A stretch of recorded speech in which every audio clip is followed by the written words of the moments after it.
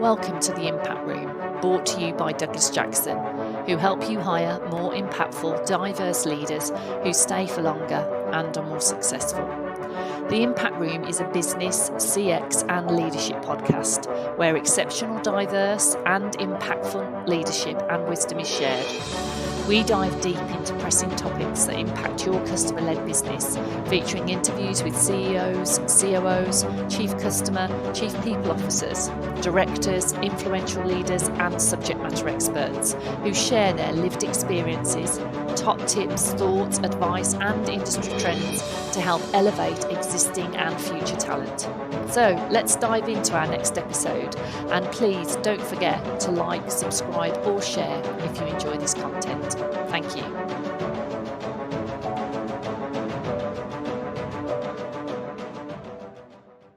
Hello and welcome to the Impact Room, the podcast where we explore what really drives performance, change and impact across customer and today patient-facing operations. I'm your host, Perry Fletcher, and today I'm joined by Chris Kenny.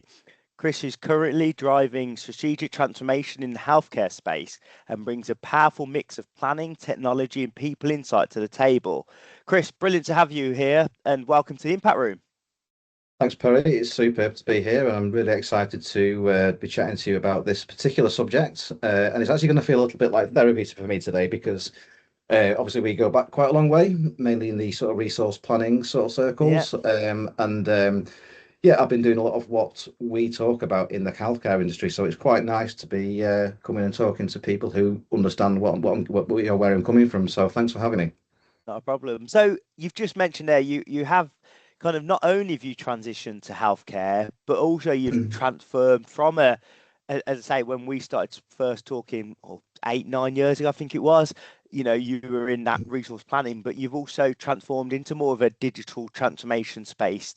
I mean, do you want to give us a bit of an overview and how that transition's been and where it's come from, really? Certainly, 100%. Yeah, thanks, Perry. Yeah, so basically, I've formed JDI Digital Transform, which is a consultancy-based services that we offer, driven by really, I guess, those years of working in contact centres, of which you placed me into a few, and then obviously you placed me into Fresenius Kabi back in 2019, and then just taking all those learnings and what kind of I see from the healthcare industry is that digitally they are quite far behind what we're used to. So really, it's kind of helping leaders in healthcare to define their own digital strategy and helping them to equip them really to actually do that strategy that's right for their business in a way that they're in control. And we also offer a change management as well. So our purpose really is kind of to make healthcare more efficient, stronger, be able to do more with less, and just to remove friction for both the providers and the patients themselves. So that's what I'm doing now. So I'm working with clients really in the healthcare industry who may manage cohorts of maybe 5,000 plus patients, just helping their operations to become better. Really, so that's what I'm doing now, and it's kind of it's almost a culmination of everything that I've learned plus the healthcare lens as well. So it's good.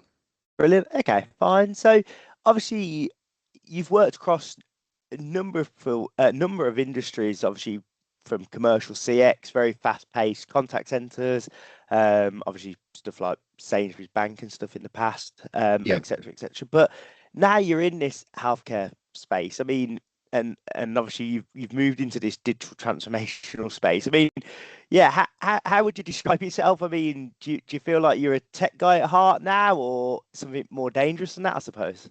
That's a great question. I'm happy to answer that. In terms of dangerous, well, I've killed a few parties in my time with bad jokes, but I'm sure you have, Perry, as well. But no, I mean, I don't think I'm so much I mean, it's great that I've got the tech now in terms of an extra bow. In Fresenius Kabi, as you know, you placed me there. That was originally to head up the resource planning for the nurses, and that was a lovely role. It was great to move into field planning, but also to move into healthcare. And but very quickly, I was asked to lead to digital transformations. So to their IT is quite typical of what I see in the industry, quite on premise, quite difficult, a lot of friction, that kind of thing.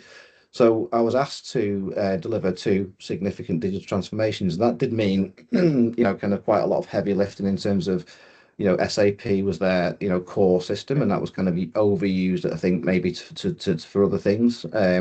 Departments quite siloed from the tech. So that was a great opportunity for me to actually implement enterprise digital transformation and equip that particular company then to be able to, well, Fresenius Kabi, to be able to then hand off a lot of their work. So am I a tech guy? No, but I think I'm someone who's always made organizations more efficient. And that is something that I will continue to do. But I think digitization is the place to get the most, I guess, efficiency for healthcare, given the fact that it is quite analog. It's predominantly voice, maybe email, maybe web form.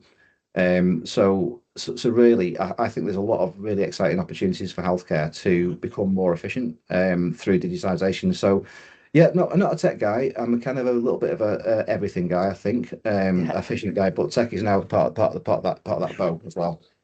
Okay, brilliant. So, as we've mentioned numerous times, you did come from this resource planning, commercial, customer operations background. You've seen world-class resource planning, best in practice resource planning work. You've seen how effective and efficient it can make an operation with some of the stuff that you've done. And if I'm right, Sam, I think you won awards for it back in the day at some of your things as well. So what do you think patient operations can take from your previous life as a resource planner, and what could be learned from that, really, from we'll move on to digital transformation stuff in a minute, but that planning principles. Yeah, exactly. I think one of the things that there's all sorts of things that come in, and let me just share my screen if that's okay. Yeah, of course. Yeah.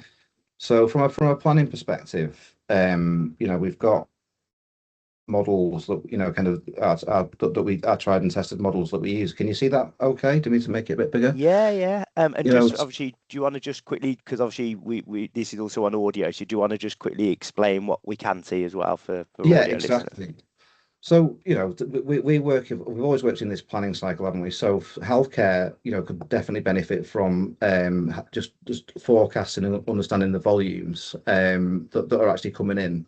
And then, like aligning the headcounts to the demand. Have they got the right people in the first place? So this was always the place to pre 2010, and we'll come on to digitization shortly. Pre 2010, the resource planner's job was really to make the forecast as accurate as possible, and then bring the demand as close to that as possible. And then, once you've got that right, then your shift scheduling, your shrinkage management, your managing of holidays, the allocation to visits, the real-time management, the reporting, all of that makes an efficient operation. But moving on from that, something that's been happening in the contact center space since 2010. So if you think the Vuvuzela app, that always kind of, for me, that's when I think the world changed a little bit. If you remember the 2010 South African World Cup, where we saw the Vuvuzelas on the screen. And then within kind of, I don't know, a matter of days, maybe a week, we all had the Vuvuzela app. And for me, that's kind of when the world changed. The world sort of seemed to become more agile, more kind of the tech seemed to be more, quicker to deploy, and it was more available. And the contact center industry has capitalized on that ever since. So in terms of looking at their channel strategy, what can they automate? So, and what can they, so for something that's, this is a very simple model, the irritant value model. But something that's high value to the customer and how high value to the patient, then you encourage those. I mean, the human people in any industry is probably your most precious resource, most valuable resource, but also your most expensive. Well, things that are irritable to the customers but valuable to the business, things like, I don't know, post-call surveys, make it as easy as you can for the patient, one click, that kind of stuff. Do it after the call. If it's irritant to the patient and irritant to you, then fix it. If it's something that's kind of valuable to customers but an irritant to the company, then automate it. And a good example of that is things like where's my order. That you wouldn't usually then tend to call a place for that anymore. That will be done digitally via GPS tracking. So this is, I think, just these two simple models really are, what resources have we got? Have we got the right amount of resources based on what we need? And also, can we change the demand by looking at kind of, but all this does involve implementing digital channels. So I'll just unshare that quickly and come back to the discussion. Before I do, yeah, I'll just unshare it quickly, just 2 seconds. There you go. So yeah, I think there's a lot that healthcare can learn from resource planning. No, brilliant, fine, and obviously taking that further, and I think you've highlighted some brilliant points there, and I think, as I say, I think actually the thing is patient experience. It's obviously patient customer experience. There is there is a lot of similarities to it, but I think as you mentioned there, it is still around driving that effective, efficient process that makes it as easy for the end user as possible, and that's it, isn't it? Really, that it's as simple, keeping it as simple as. And I don't want to teach people to suck eggs, but it's that simple, isn't it? Really, planning, it can be the principles that kind of go, well, hang on a minute, this is the process that the human has to go through, or the patient or the customer. Exactly. How does the customer get from A to B within 2 clicks? And I bet if you spoke to any healthcare or any business in the world, their website is optimized to a T, where you will be able to get through any process in their website within 4 clicks. Or where I can't remember there is a. I'm not the tech guy that we described a minute ago, but there is a kind of a golden rule that if a customer can't get to where they want to on your website by a number of clicks, then the website's failed. I believe it's 4 clicks. It might be slightly more, but anyway, it's around that number. But as you say, why don't we transfer that into our customer journey and our customer experience of A to B? And I suppose that brings us nicely on to the next question: digital perspective. And how can healthcare compare to your experience in customer experience? Like you mentioned, the apps we've got today in customer experience, the digital IVRs, etc., that are in customer experience. What can the healthcare industry, and not just the healthcare industry, but industries that are on this digital transformational journey, what can they learn from a digital perspective from a contact center or a customer experience center? Yeah, no, absolutely. And I think healthcare is in a really exciting position at the moment, because, well, firstly, COVID, I think, changed attitudes really to remote treatment, so that made things a bit more acceptable. And also, I was at the NHS Confed Expo last week. And it was really, it was really interesting to see that, the NHS themselves have got some really good ideas, in terms of, they've got the NHS app, and, it can do quite a lot at the moment, but it can do a lot more. But it was good to see that senior leaders in that, are looking for that. So in terms of my experience, so in 2019, when I started working in healthcare, I was met by, lists, spreadsheets, people peddling very, very hard to manage the patient experience, and there was so many things that humans were doing that could be easily automated, and that's the exciting thing. And it just so happened that during that particular time, I did experience kind of what the power of what the MHRA can do as well, in terms of that there was an inspection there, and the Fresenius Kabi hadn't done anything particularly wrong, but the MHRA did make a change that had to be implemented very quickly, and that actually drove down productivity in the kind of the distribution of things and the creation of the kind of the medications. So not only did I walk into lots of Excel spreadsheets and lots of lists and systems that kind of were failing, not joined up, but also the power of the regulator, and I think those things can drive a lot of friction into organisations.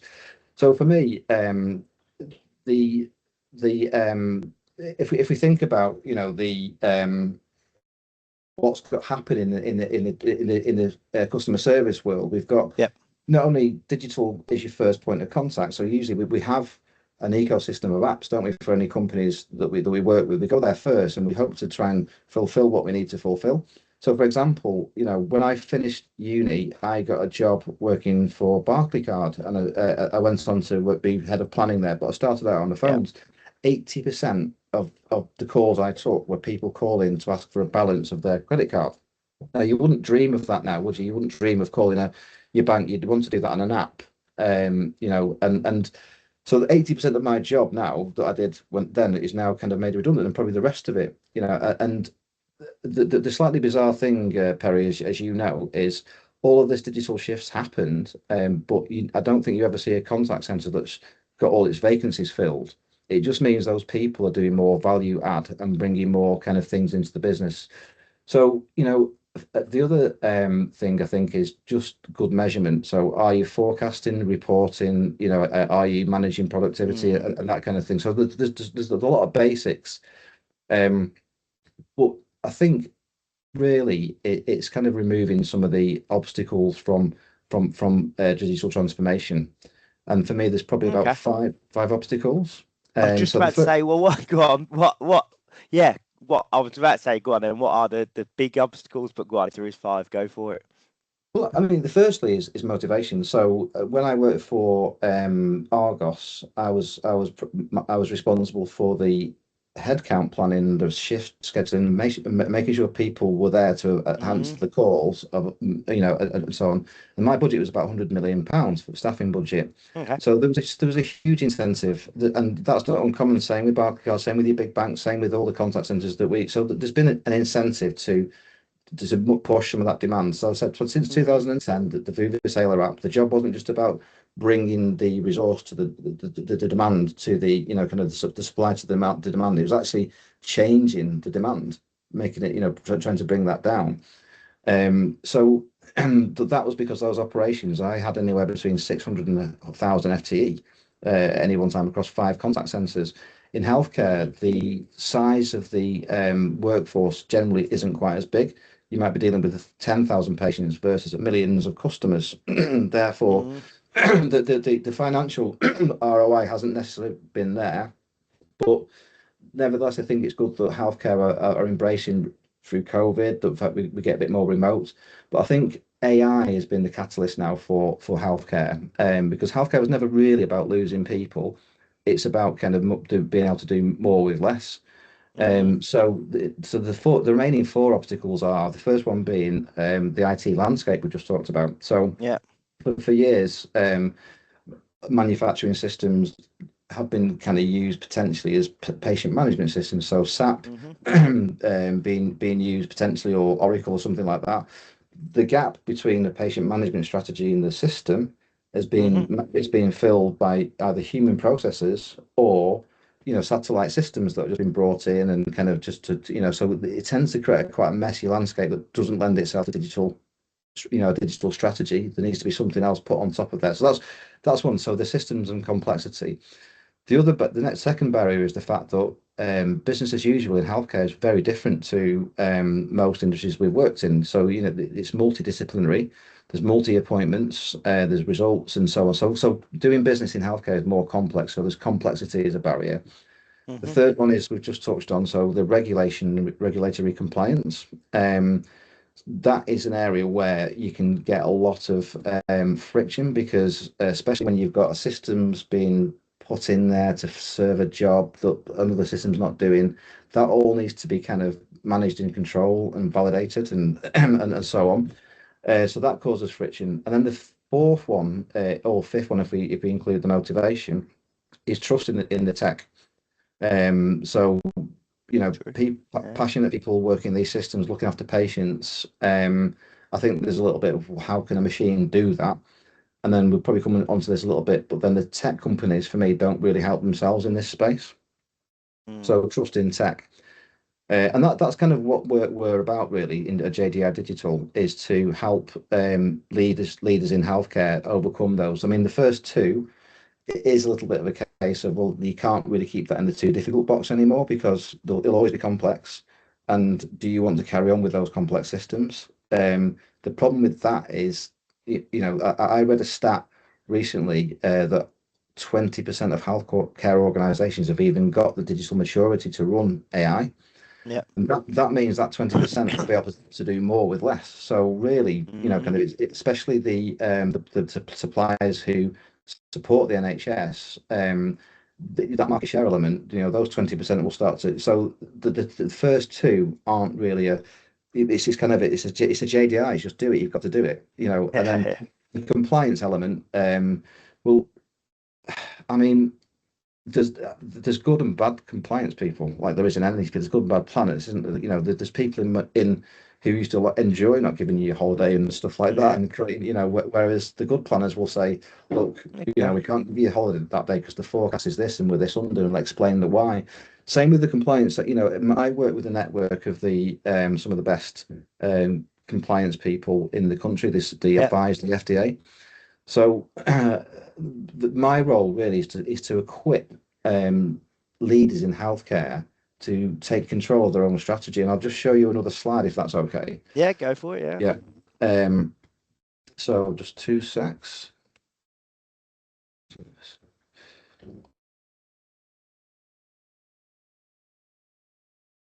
we go. I'll just share my screen. So one of the biggest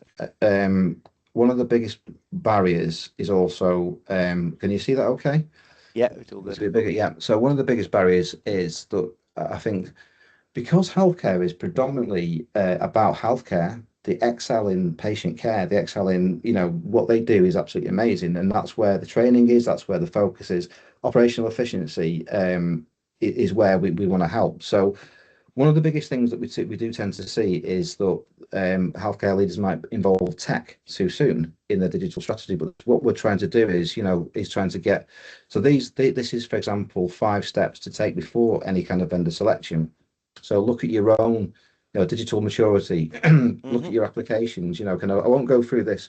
Actually, if anyone watches this and they click on that barcode, they can actually get their own, and put in their email, they'll get their own model email to them, so they can have this. It's customizable model. But first of all, look at what you've got. You know, so SAP, for example, does the business run that needs to stay, but can it be upgraded to be a digital strategy? If not, then you're going to need to have some kind of something on top of that. You know, so analyze, you know, kind of, and also in the analysis phase, go through that, define your own channel strategy. So what can you automate? What can what can you make simpler? What do you want to encourage that comes into to speak to humans, you know, and what, etc. And then, you know, we move into some getting, you know, that's I think once you know your own estate, IT estate, and define your own channel strategy, you know, and define your approach. So do you want to do a big bang approach, or do you want to do incremental changes? But ultimately, can you hand off bunches of work to your website? You know, and then it's and for me, it's only at this point, once you've defined your strategy, you've done the analysis and you've done your digital maturity assessment, and it's in the getting ready phase. For me, that's when you should be seeking out, going to RFP, you know, going finding the right company for your strategy, you know. So what I'll do is I'll just flash the next screen up just in case anyone does want to have a look at the model. So the idea being that if you kind of take a picture of that, put your email address in, it'll send you a model which you can then customize to put to your business, and then you can paste it into your own spreadsheet, your own PowerPoint. So yeah, I'll just unshare. So there's a lot of information there. But I think there's you know, there's exciting times ahead for the healthcare industry in terms of, like, you know, how that's embraced. No, brilliant. I think that's a, you know, thanks for sharing that screen, because I think that is it sometimes. I think people don't know where to start. They know they need to go on their digital transformation, but you know, I think your stats have been better than me on cool, but I believe that like 80% of digital transformations fail. And generally, I don't quote where I got that from, but I've seen it and I've heard that stat before. But yeah, 80% of digital transformations fail, and the reason for that is exactly what you've just highlighted. Is people just go, oh, we need to implement this. Let's just buy this because they were the best sales pitch, or they offer our solution. You know, we've all seen that. We've all seen that Jeremy Clarkson farm. And if you haven't seen the latest series, obviously it's up to you if you want to go watch. I'm not here to promote Jeremy Clarkson's part, but there's an interesting couple of scenes from that where he brings in every sales person within the local area selling tractors, and he has every different.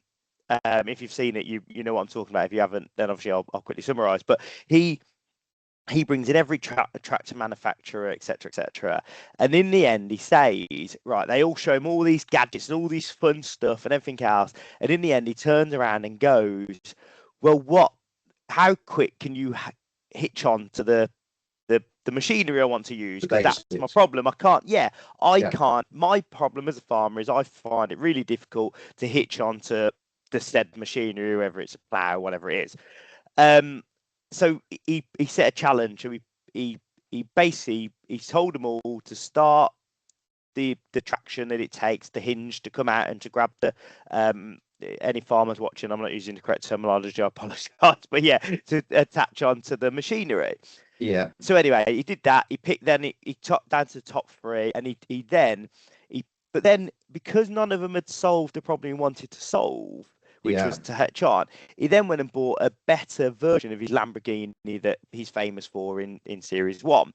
Yeah. But then if you carry on watching the series, and I won't, serious spoiler here, the Lamborghini fails him because he's not looked at everything. He's not analysed what he's trying to do. He's just looked to solve that one problem.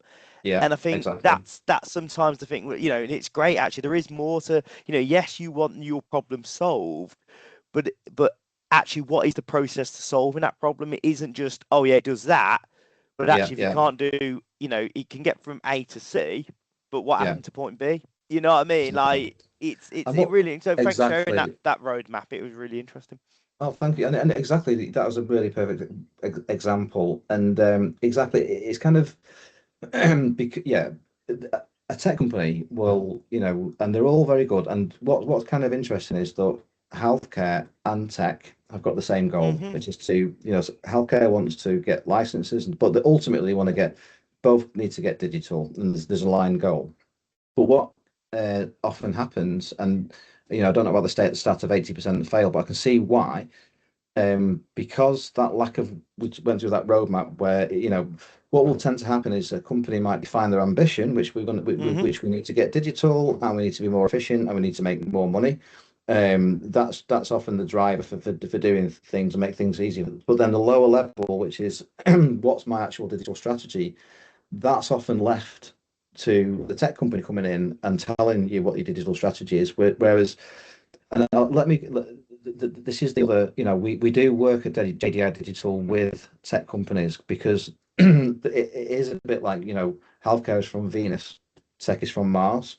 There is a definite language barrier. So the things that we talked about, the IT landscapes, the complexity, the compliance, my experience is that a lot of the tech companies don't appreciate that. And they'll come in, they'll say, well, we can deliver your transformation for this X million. And I'll give you an example, actually. The Fresenius Kabi, when we were doing the second implementation, the commercials were negotiated.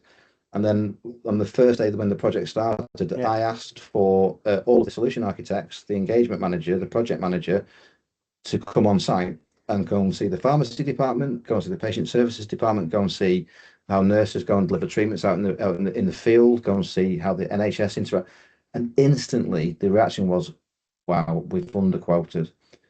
So I think, and what that does, that drives a lot of friction into the project, because in healthcare, especially in private pharma, everything's budgeted for, for the following year and for 5 years ahead. So if you're going to say to an MD at a site in we can do X, but now it's going to cost, instead of being 4 million, it's now 8 million. That drives a lot of headaches into. And also, so that's potentially one thing that can be avoided. But by doing your homework and your digital strategy, that puts you in a position, a strong position to try and avoid that. Yeah, and just on that stat, I've pulled up my research that I've done on it. I always save my research somewhere, but it's so Deloitte's actually Deloitte's from a Deloitte report last year, they said it was astonishing at 70% of projects fail, but the wider market does say it's between 70 and 80% of digital transformations fail. Okay. So yeah, so there you go. So as I say, interesting times, and you know, a big cause of that is due to, like you've just said, it's that cultural change and not having the right culture mind on that. You know, there is, obviously there's common reasons that they fail. To say, like, you know, it's that de facto find of the goals that we've said, you know, being unprepared for setbacks, like you've mentioned, conflicting priorities, which you've mentioned, poor technology adoption, which you've mentioned, and that just poor internal engagement, which you mentioned. So that's what Deloitte's reported on. So yeah, I think we've covered them, Chris. So looking forward then, and obviously, look, you know, we've set on our digital strategy now. We followed the tips that you've highlighted today. We're going to succeed. We're going to be one of them 20% of companies that do succeed in our digital transformation. What do you see as the big priorities for the next 5 years within patient experience, and where should patient experience be focusing, really? Well, I think now we sort of said AI. I think AI and COVID are two big catalysts, I think, in healthcare. So the first step is to definitely invest in digitization. Can your existing systems become digital? Can you run an app from them? Can you deploy it very easily via, you know, a web link into a third party? You know, and if you can't do that, that's where you need to be. Are your internal departments joined up, or are you sending a spreadsheet and then over to another department for them to kind of do their bit, in which case it's inefficient. So digitization is definitely one of those, but there's a lot of other stuff that can be done. So data is key. You know, preparing for AI.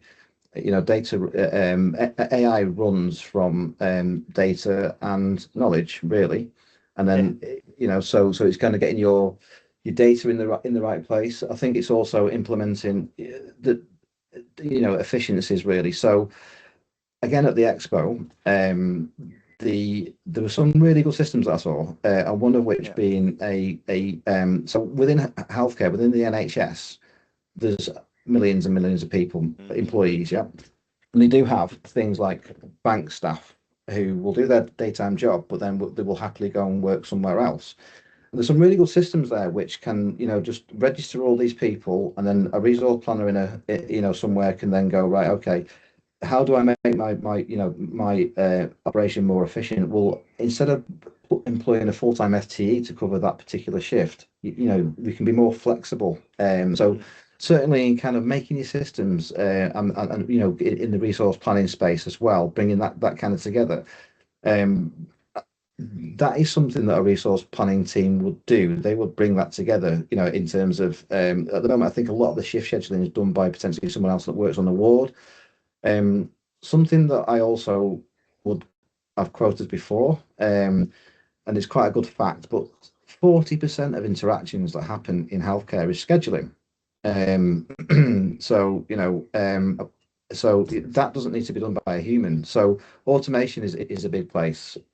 And then insight and you know, starting to understand your business, you know, so instead of hefty reporting, start to get your data in the cloud and then visualize the ways to get the information back, you know. So the good thing about having a digital platform on top of your core systems is that it equips leaders to be able to see a lot more and manage their business better.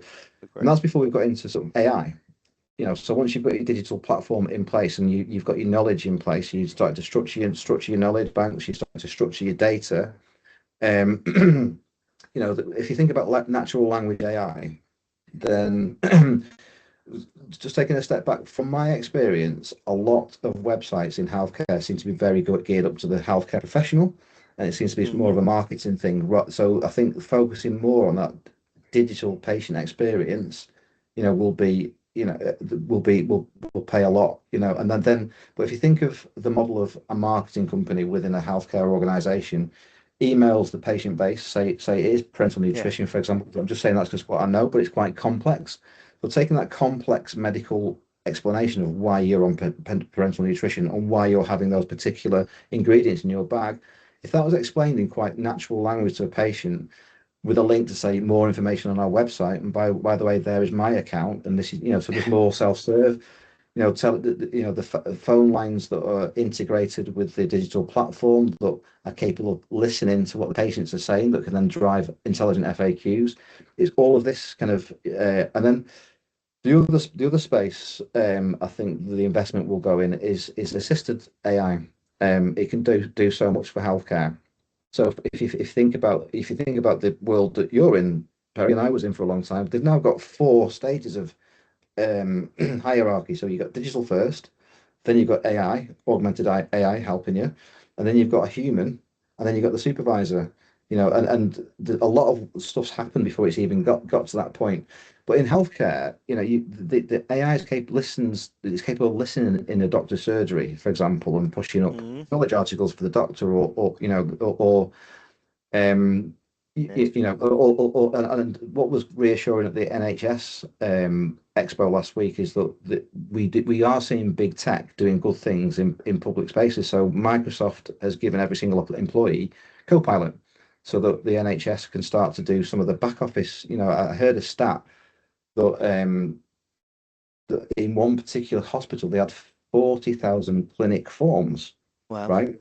And it sort of makes sense because did you know that, like, when you ever worry about something on your skin, you also already think it's something sinister. But when I had an example of that, I was told there's 4,000 things that can happen, elements that can happen to your skin. Wow. So if you think of that level of complexity, and that, so AI can definitely help in that space. And then you're talking about investment, but what happens to the people then if we take all this work? Then we've always upskilled, haven't we? Could some of them become clinicians? Some of them HCPs or nurse advisors, that kind of stuff. Could your advanced nurse practitioner take more of a role in a surgery by prescribing more? Because they can prescribe, but if they've got assisted AI, could they take? So there's, so I think for me, in terms of it's all, so there's so much for healthcare to invest in, but for me, it's knowing your own. It comes back to knowing your own strategy and knowing what's right for you, really. Because so I'll let you ask a question. Sorry. No, just saying, absolutely agree. Yeah. In my past roles, as you know, the role of the head of planning has changed, hasn't it? So you have your IT here, and you have operation here, and it's generally the head of planning or who's somewhere in the middle, advising on what the best actual tech strategy is a little bit to tailor. Exactly. So. And what I've experienced, and this is probably unpolitical to say, but you get something I call technology Tourette, where people go, well, I want AI, I want digital, I want web chat, I want SMS, and that kind of stuff. Yeah. I've always said, know your own strategy. What's the right technology for you? 100% agree. And start with UI. So get your data in the right place, knowledge articles in the right place, get digital, and then start exploring the right kind of AI for you. And for healthcare, it's quite interesting. You hear this thing called guardrails a lot, don't you? But I think AI is going to be quite safe as long as it's implemented correctly. So you've got, if you think of chat GTP, and I always get that mixed up with Ask My GP for some reason. I don't know why, but I've got my head around it now. That is unstructured, right? So that can get information from anywhere off the internet. Yeah, and then it can tell you stuff. And we all find, I personally don't particularly use it or like it because I pride myself on being able to do a good sentence, but that's just me, and that must be maybe me. In healthcare, AI needs to be structured and governed, so it's only getting information from that knowledge base and that database that you've structured.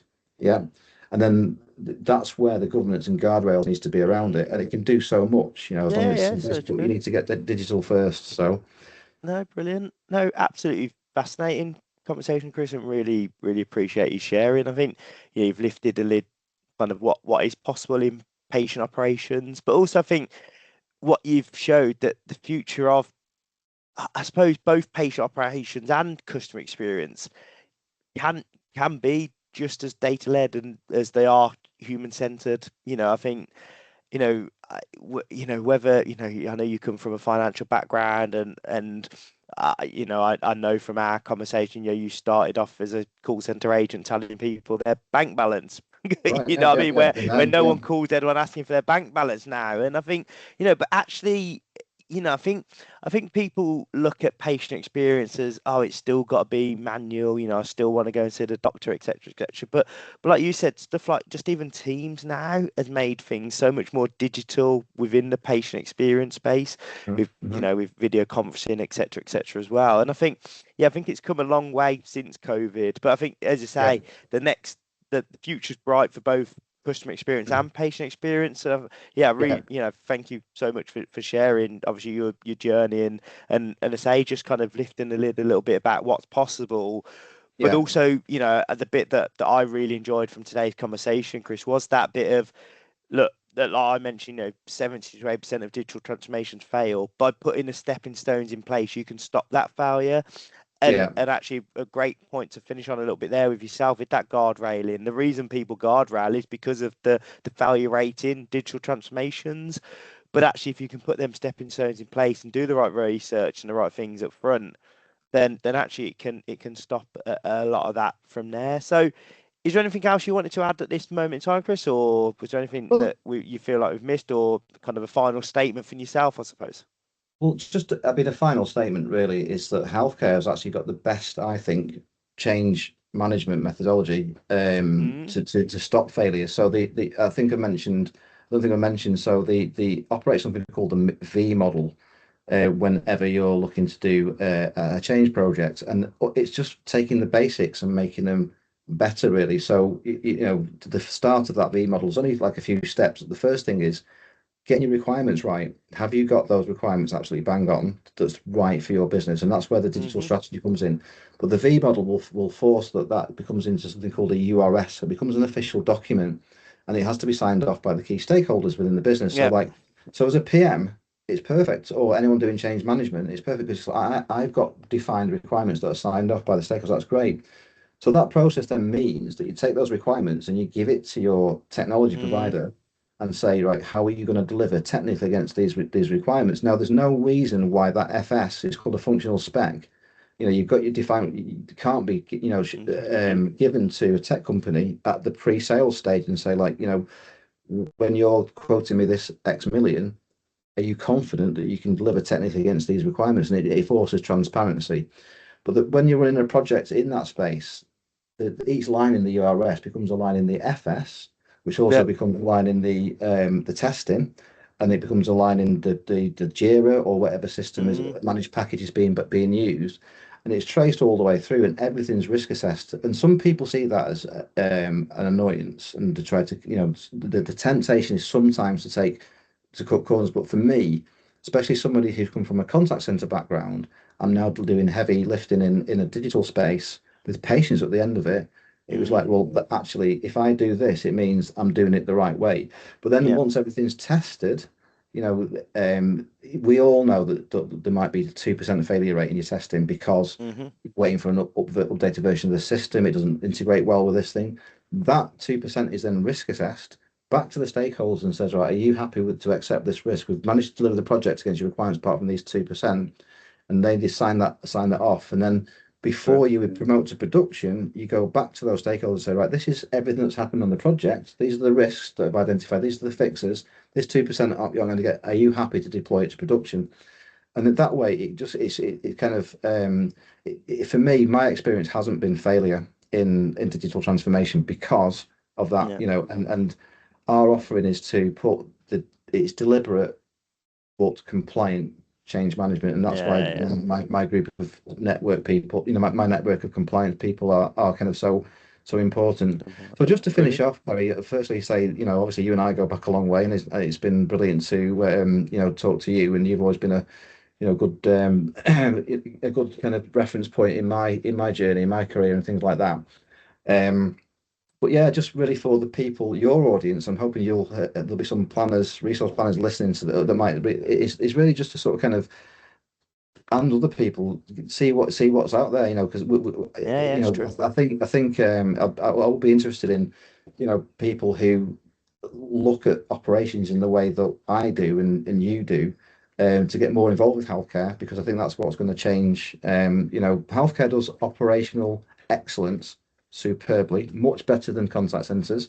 That they know their job, they know their training, they're very good, but operational efficiency, I think they can learn from our kind of bunch of our profession. No, So on that brilliant. note, I No, think that's yeah. everything. You really apart from just say, thanks for having me on, and it's always a pleasure. No, brilliant. And obviously, if people do want to connect or hear more from yourself, I mean, obviously, I'll share your LinkedIn and stuff at the end. Obviously, I know you put the QR code, which obviously we can share the link for anyone listening, listening instead of watching as well, etc. and stuff. But yeah, obviously, LinkedIn is a good place to connect with yourself. Yeah. And then And obviously obviously, the website is three W's, obviously JDIdigitaltransform.com. But okay, if anyone wants that model, if they just go onto the JDI Digital company page on LinkedIn and click on visit my portfolio, it'll just take you through to my website. Sorry, the JDI Digital website, where you'll be able to have a copy of this model emailed to you, real, and then you can copy and paste it into your own deck, and you can tailor it to your business. But it's real. just trying to get people who want to transform and get digital, just some guidance on taking the control and equipping Yeah, yourself, really. great. No, brilliant. No, great stuff. Thanks for that, Chris, and I'll get that shared as well. So, no, brilliant. And just before I let you go, obviously you mentioned you've worked with myself numerous of times now, both as a client and as a candidate. I mean, if you'd be very great, I'd be very great if you could share some kind of notes on that or some Yeah, thoughts on I that mean, experience. well, Perry, may I see you as a little bit of a legend in your own time, obviously. But no, it's been Douglas Jackson has always been perfect for the roles that you get, the roles that we do and what we bring to the table. So it's good. But you've been able to adequately represent our profession, really, and especially getting it, extending that into the healthcare space. You were quite good at overcoming, kind of saying the right things to say, when someone's right for a role. I think that's something that you're very good at and professional at. So my experience with Douglas Jackson's always been a positive one. Real. So stick around. Thanks. No, thank you very much. Thanks for sharing that. So brilliant. No, Chris, thanks for joining us today, and obviously thanks for anyone that's listened. Yeah, as I mentioned, obviously reach out to Chris if you need any extra information. Don't forget to subscribe, share, and leave a review or any comments or questions you've got for Chris on the video or on the podcast that you listen to. And until next time, keep making an impact. Chris, keep up the good work. I hope the journey with JDI goes well. And obviously you continue helping some great clients and keep that I suppose reduce that 70% of failure rates of digital transformation. If you can make a dent in that, you'll be I'm sure JDI have done something great. So thanks for joining us, Chris. I really appreciate it, and thanks for sharing Nice your one. story today. Nice one. Thanks, Perry. It's been a pleasure. Take care. Speak soon. Cheers, mate. Bye.